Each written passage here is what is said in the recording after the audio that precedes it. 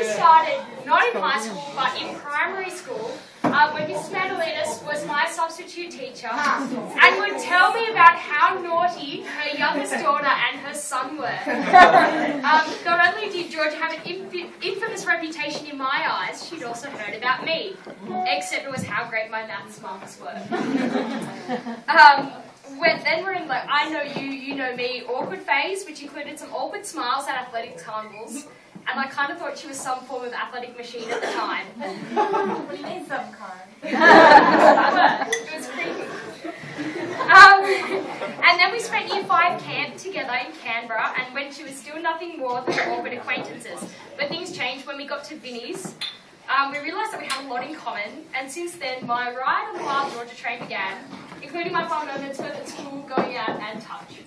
I first met Georgia in the summer of 2004, right before we started high school at Vinnie's. Danielle, a mutual friend of ours, told me that she had a friend starting at St. Vincent's and that she wanted to introduce me to her. Since that day, Georgia has been one of my best friends, so I'm very lucky to have met her. The first impression I had of Georgia was that she was very, very shy. I'm sure all of you find this very hard to believe, but she hardly said 2 words to me the whole time we were at the beach. It wasn't until we started school that we had almost every class together in Year 7 with Carla, Belle and Steph that Georgia really came out of her shell. And I've got to break the news to you, Georgia isn't as nice as everyone might think. In fact, at school, she was a bully. Yes!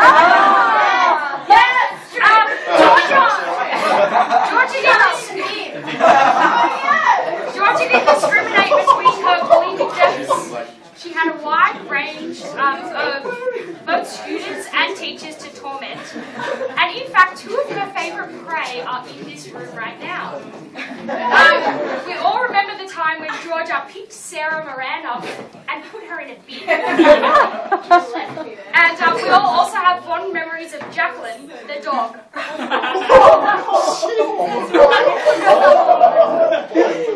It was a school where she developed a more love than hate relationship. A more love than hate relationship with one Mr. Trent McCallum, something that shocked us all. Georgia, you told me not to tell anyone, but I've got to break the news. She hasn't told everyone the truth about that day at Year 11. I'll put it delicately, as that time when she lost control of the bladder and had to go to the nurse for useful.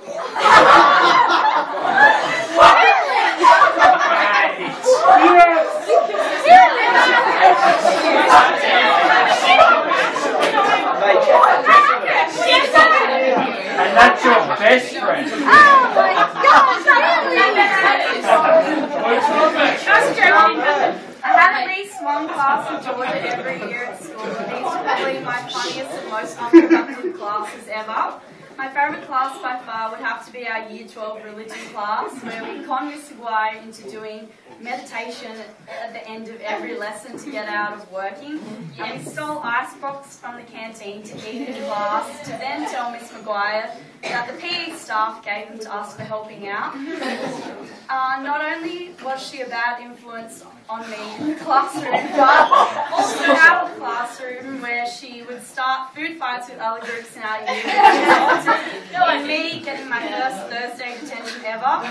This was such a big deal for me, as I always tried to have a good reputation. Sorry, Mama. I never knew any of this. Thursday and lunchtime detentions was a regular thing for Georgia. Whether it was from Miss McCallum for her uniform, Miss Kavanagh for her graffiti bag, or the drama teacher for pulling down Aaron's pants, she seemed to be in trouble for something.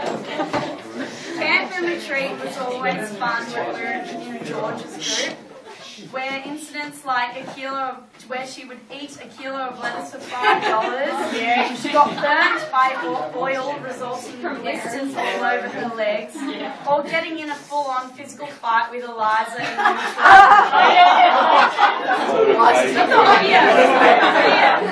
She always made it entertaining and easy to get. What? My favourite. Where is the lunch?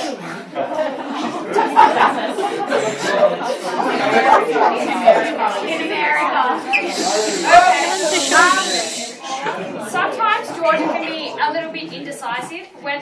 be from innocent things as to what to wear or if she should skip touch training or not, to more kind of sinister things. And these sinister things always involve persons of the opposite sex. We all remember how her indecisiveness led to a love triangle which no one had. But Georgia actually had one relationship that shocked us all. Chris, her Year 10 formal date. We were all pleasantly surprised, albeit slightly confused, when she returned home from a skiing holiday with her boyfriend, called Chris, that she met at the lodge. The MSN relationship blossomed. Our formal night was pretty interesting. But we all remember Chris's heartache when Georgia cut their internet love to an end and Chris got severely depressed. We all know that Georgia can be a bit reckless at times, especially when it comes to getting behind the wheel. Treating her blue Jeep like she was driving a Dodge car, she managed to have a few crashes that were always never her fault. Along with losing her license for speeding, then using the excuse that she was lost. Definitely not forceful. I was lost. We can come to the conclusion that Georgia is not a very good driver. She is! Said you. Along with her ruthless driving skills, Georgia can also be a bit weird.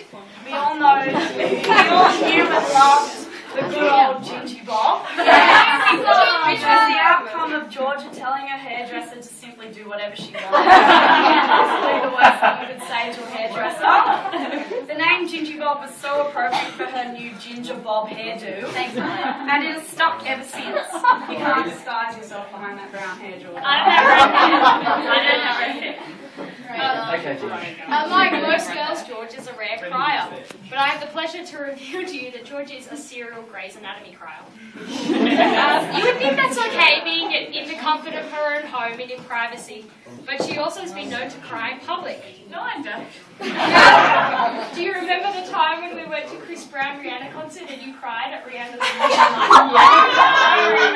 That is the She's also been known to cry at touch. She tried to hide it, but Georgia was reduced to tears when Mel McMahon told everyone that she was leaving East to go move to Queensland. And Georgia, she still gets emotional about it to this day. We all know that Georgia loves to get mortal on the regular. Some of her drunken antics include a nudie scooter around the campsite in Bay, being kicked out of the King's Cross Hotel at my birthday last year, going missing for hours at the Coogee Bay Hotel, later to find out that she'd been vomiting in the boys' bathroom all night without experience with rum. Georgia has not been let into places in the Cross from being too drunk while arguing with the bouncers for accusing her of being drunk and calling her derogatory names such as Sweetie. Let's hope that doesn't happen tonight. Georgia will never let anything stop her from having a good night out, whether she has to wear her full knee brace to the Cross or no makeup because of conjunctivitis or diabetes. This is why I love going out with Georgia, and she'll always be my #1 going out partner. A big part of my life with Georgia revolves around the greatest sport in the world. Touch football. Greatest. We've been playing together since Year 7 and have been coached by a variety of people that include Drew, the suspected pedophile, her beloved Mel our lesbian crush, Kelly Woods, the man himself, John Ryan, and now the touch-headed creeper, Justin Crine, more commonly known as JC. Everyone at Touch has their inner lesbian.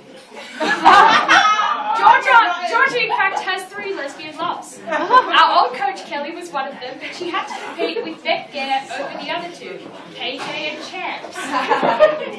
Georgia always gets shy when she has to talk around them, but she never stops talking when they're gone. And speaking of Beth, I've got a message to deliver all the way from England. And she says, happy 20th year, I miss you, have a great argument. Touch with the girls is amazing. We work hard on and off the field. And one of Georgia's more questionable moments when she got little Georgia O'Connor absolutely blind drunk at Emma Ryan's 18th, and then shoved her fingers down her throat in a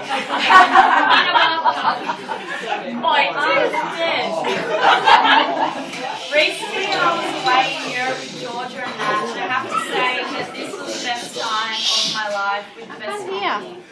Georgia is an amazing person to travel with, and not only because she can carry your heavy bags up and down millions of stairs in the train stations in Paris. She was so easygoing, happy to get out there and see what Europe had to offer. She put up with my whinging and having to be at the window seat in every flight, Nat's excessive shopping and weird breakfast eating habits. Kill me now! We had the greatest time over there, and I can't wait to plan another trip away with Georgia. So is Georgia good at anything, you may ask? She is. She's a crazy talented artist, and you might have noticed that painting in the front room. That's helped her with her degree at University of Digital Media. She's pretty much good at any sport. She knows what to say when you need advice or you need cheering up. And goes without saying, skiing and the après ski that comes with it. We all thought she was destined to become the captain of touch at school. And she apparently did too, but it came to everyone's surprise, including her own. When touch captain was announced, she was about to stand up and receive her award, but then we all realised they did not call Georgia Vandalinas. They called Antonia. But for the record, in my eyes, she'll always be right for touch captain. Thanks, Keely. I appreciate it. And now, finally, to the hardest part of the speech, where I have to sum up all the good stuff about Georgia. No, but it's the hardest part because there's so much good stuff about Georgia that it's hard to put into one paragraph.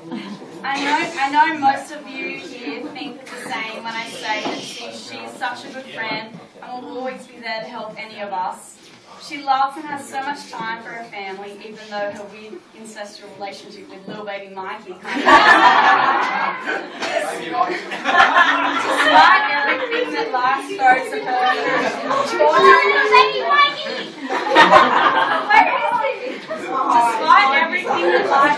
her, Georgia is always a happy, fun, loving person. Georgie is my best friend and has been now for many years, and hopefully will be for many years to come. So let's raise a glass and say happy 21st, Georgia.